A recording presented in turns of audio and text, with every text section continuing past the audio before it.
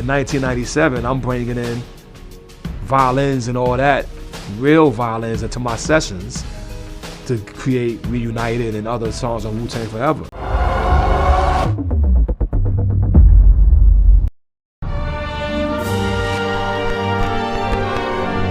You know, I came across one of my old high school notebooks with a bunch of lyrics and a bunch of ideas from the age of 14 to 19.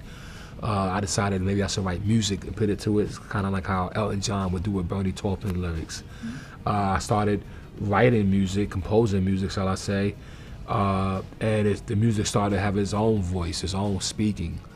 All the emotions that I was trying to capture were being captured, but it was like, there was no need to put lyrics over it. And I fought myself about that over and over until maybe after about 6 songs, you know, I had the confidence that it didn't need lyrics. And also my wife had an opinion about it, and she was like, it don't need lyrics. You know what I mean? And once I kind of had the body of work, you know, about 17 pieces of music at the time, I tried to figure out how can I record it? Then I was like, oh, Christopher Dragon. Let me call Chris and call Tony Pierce. We had a great time when we did the Wu-Tang concert with them. They have all the charts for the Wu-Tang. And so I know that Chris gets me. So I called Chris and he said, oh yeah, when you're ready, I will up. I sent him a MIDI file of one of the tracks. He said, sounds amazing. When you're ready, we'll get into it. I was like, so I said, how much, you know? I said, talk to Tony, give me a budget. I said, you know, how much it cost, but at minimum, I got at least $150 in my budget. I was gonna just do it myself. I figured an orchestra would cost me X amount per session. I kind of figured I could get it done in this many sessions. And then I get on with Tony, and Tony's like, man, it sounds great. We would love to be a part of it. But also, we have started this program called the Imagination Program, where they're striving to help bring more young people to the orchestra. They're striving to spread the culture. Would you know, be interested in helping out? I said, that's why I'm doing what I'm doing. It's like kind of a synergy there. Mm-hmm. And so we agreed to do that. And he's like, yo, it's a 3-year process though.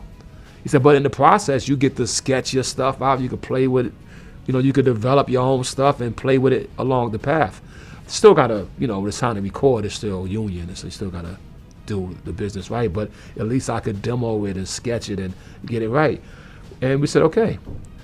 And that led to me doing the Ballet Through Mud as a performance.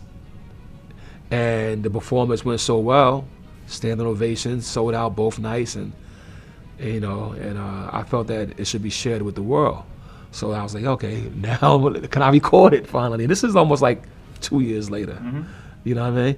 And it was like, yeah, we'll set the date to record it, and we set the date, and bong bong.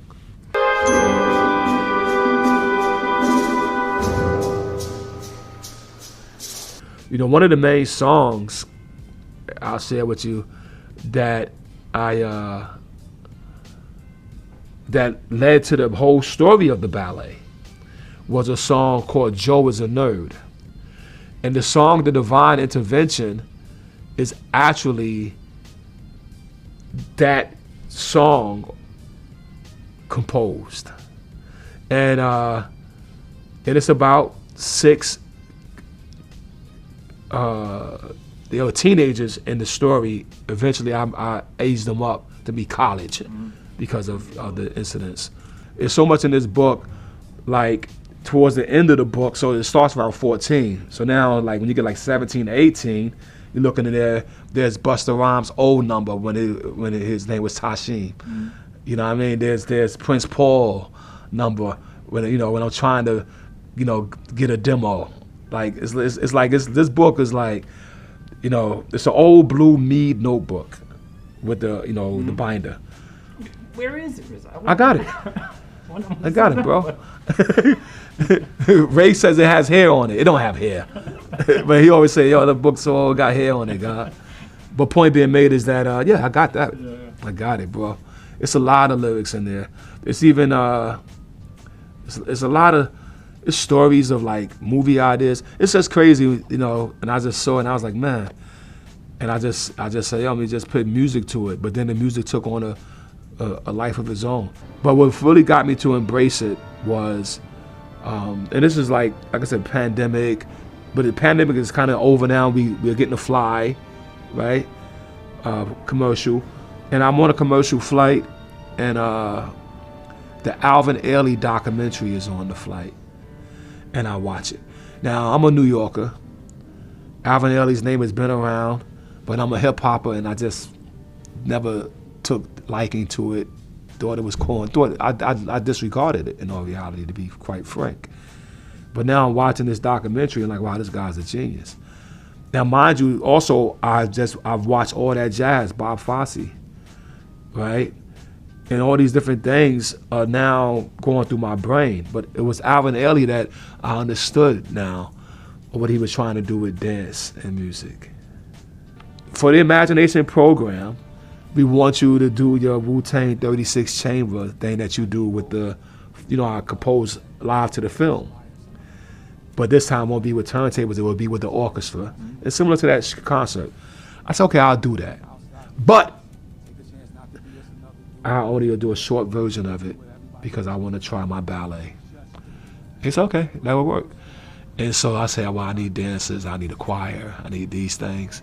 And we did it. We got every piece that we need. I was so proud that night. My wife was so proud. And it was like, okay, like I said before, we got to share this. Yeah. Right. So the book that I studied was The Principle of Orchestration by Kaminsky. So that became my daily reading while writing this album. So that I could know that the communication of what I'm doing is pragmatic enough that the orchestra will be able to take it from there. You know what I mean? As I get older as an artist, my boundaries become more artistic versus more confined into a box. First intention is that for somebody to listen to this, go through the story that it gives them in their own mind and enjoy. That's the first thing. It's a gift. I made a piece of music that caused some emotions, you know, put people to work. You know, everybody made a few dollars who did it, right? Brought back to the community. Music giving me a lot, I gave a gift back.